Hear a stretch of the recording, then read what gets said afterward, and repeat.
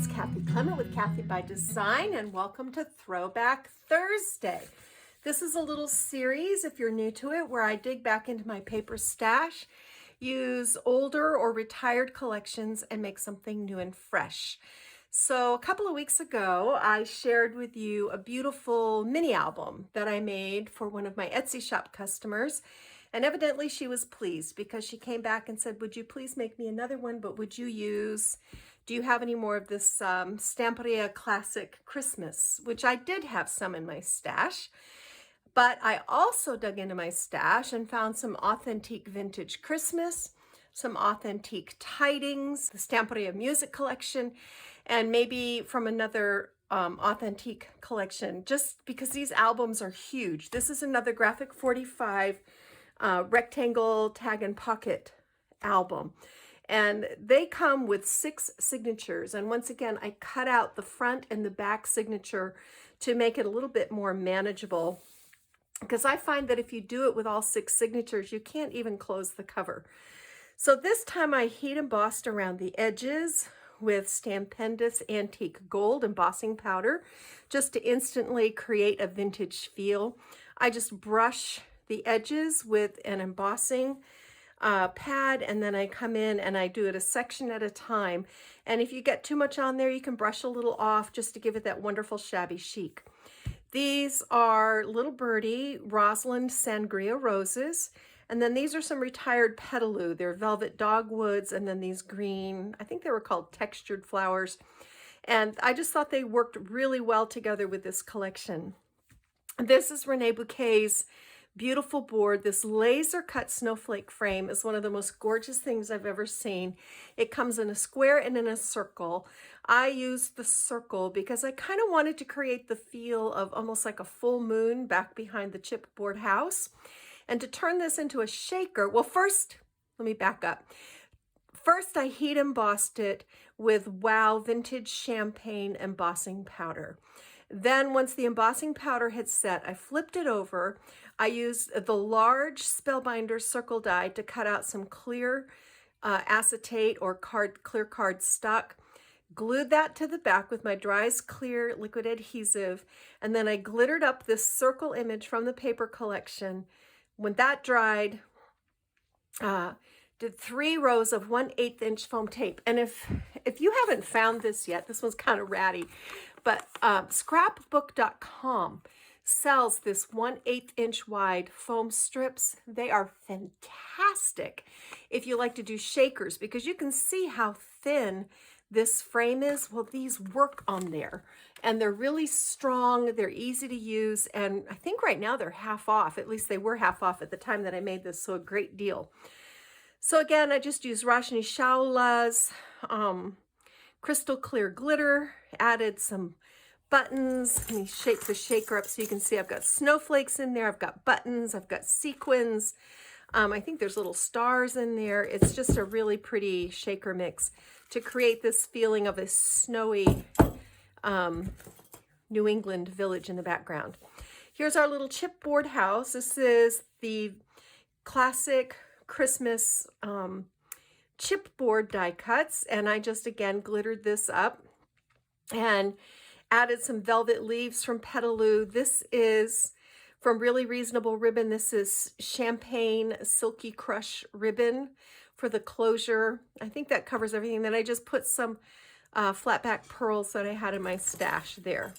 The spine has this really cute dangle element, and I used a Tim Holtz, I forget what he called these, like trailer, I forget what he called these, but they have almost like a hinge clip at the top, and then this chain that hangs down, so you can add all kinds of embellishments. I use Stamperia Glamour Gel to sparkle up a little rusty star. Here's a little gingerbread man, some jingle bells, and then a vintage Santa, and then tied a ribbon through and added a flower. And here's a look at the back. I just put this chipboard embellishment on the back. All right, so now we'll untie it and take a look at the inside. I'll show you. This is where I cut that signature out. And I just took my craft knife and a steel-edged ruler and very gently cut so that I didn't cut into the album base. I just separated. You can see if you look here, see where this part of the signature joins the hinge? You just cut right along that line, then glue this little flap piece down into your album, and it looks like it's supposed to be that way. It's pretty amazing. So built a slash pocket on the front with a nice journaling card in there. This is kind of a lookbook, but there's also room for photos. Here's a little flap page. And the way you do this is you just cut your paper wider than the width and then score however deep you want your flap to be. On the inside, I've added a little bit. This is that authentique vintage plaid, but it works really well. This is also authentique over here. And then this is kind of cute. I made a little hinge for this tag so that it can lift and you can put your photo beneath it. And of course, journaling spot here. Make sure I'm in frame. Sorry, guys.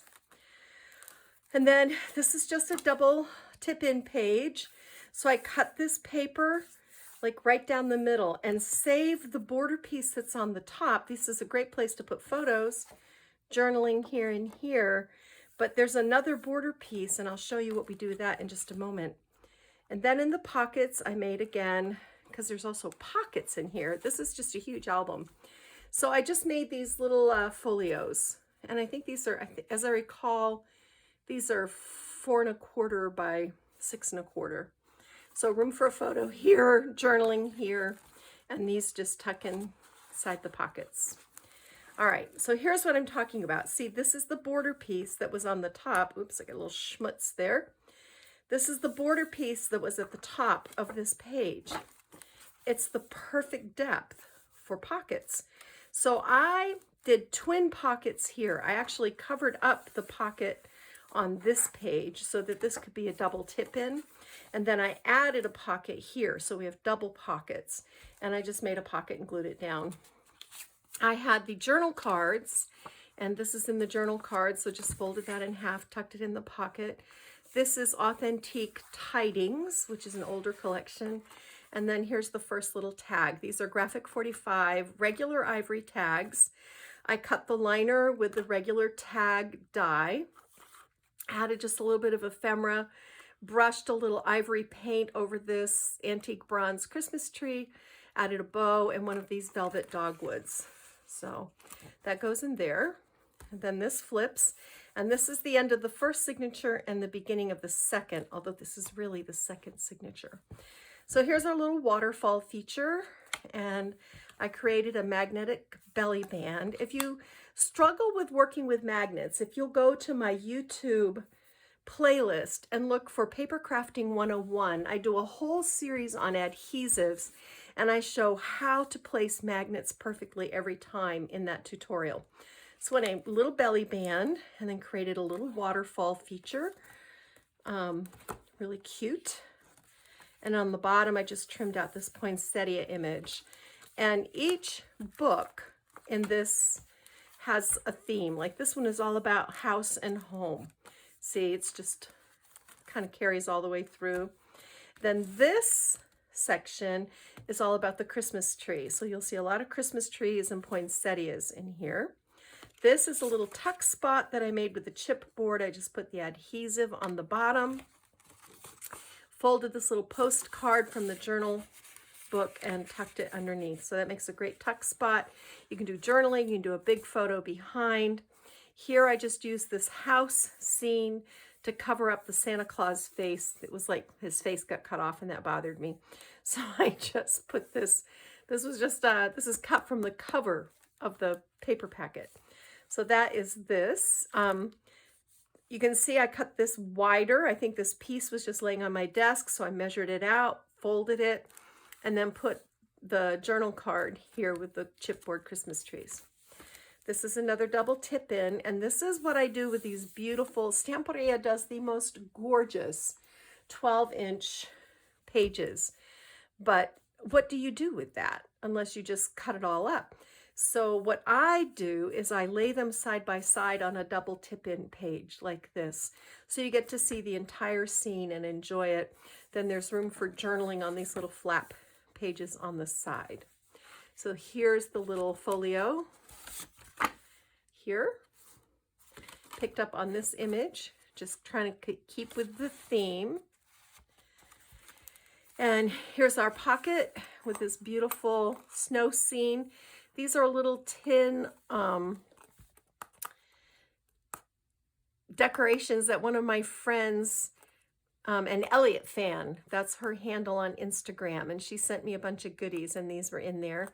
Renee Bouquet's snowflake that I just brushed with that Stamperia gel, a little die-cut snowflake, and a tag from the collection. But again, you can see this is the border from this page. So what this does is you create a cohesive feel to your album when you do that. And obviously this was on the top. I just flipped it upside down. It still looks fine, and made this double pocket page. Here's that same scene on a postcard. Plenty of room to journal. And then this paper is actually from the music paper pad, but it was such a good color match, and I needed to have more of this blue. And then over here is just a little journaling page. You can put a little photo or write a little quote with some chipboard. So this third signature is all about baking, and the front page starts, and you can see here I paper pieced. Do you see that? How I took this holly from the classic Christmas, and then this is from the music, and I just joined those together, and it's a really pretty look. So that's a good way to use up scraps or odd size pieces and kind of stretch your paper collection. All right, so this one's all baking. These are just the little 4x6. So flip up, and there's room here to do journaling. I know they're upside down. I don't know any way to fix that. That's something's going to be upside down. And then room for a photo or a recipe there. So kind of a fun feature to add to an album. Here's another little tip-in page, our gingerbread men, Christmas stocking with a cookie and candy canes in it. Here, this is the top of the slash pocket that I did in the front, and I just added gussets to the bottom and made another slash pocket. And I tucked these little tags and things from the paper collection in here. Just kind of cute, and they're blank on the back, so you can journal or add a photo. Here's a little tag, and this is actually, I'll show you this. This is cute. This opens out like this.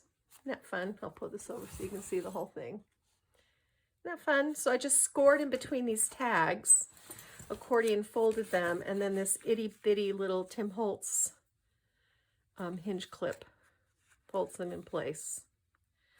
So there's that. All right. Double pocket page with a journal card. Really cute, right? I love that little house. That is the sweetest thing. Here's a little baking tag, and I just did a gingerbread man here with 3 little chipboard cookies and gingerbread men. And of course, these are blank on the back for photos, so that's nice too. And then here's the final page. I just did like a little layout with the chocolate cake, and this says there's nothing as cozy as a piece of candy and a book. And then these little treats. So this last section is like poinsettias and Christmas trees. That's the theme for here. And we start with this tip-in page with this pretty round tab. So there's room to journal here, and who would ever want to cover that up? It's just gorgeous. So like I said, this is part lookbook, part scrapbook. Another little tip-in page, chipboard over here on the little flap. Room for a small photo or some journaling or a quote here. Room for a photo here. Look at these poinsettias. Whew, this collection is gorgeous. Here's our final little folio. Oh, I've got that in the wrong spot. This is supposed to be in the baking spot. Hold on. Yeah. Let me put this in the baking pocket. You can see there's that, and then on the inside it just says greetings. So that goes in that pocket. You know, sometimes it gets crazy when you're crafting, people. All right, where's our pocket? Here it is. So you already saw the stocking. This goes in here. All right, here's our double pocket page with these sweet Christmas birds and a folio. Once again, this is the border of this poinsettia page. So they make great pockets. The final tag, super sweet, just layered up with some chipboard and some little ephemera bits that I had in my stash.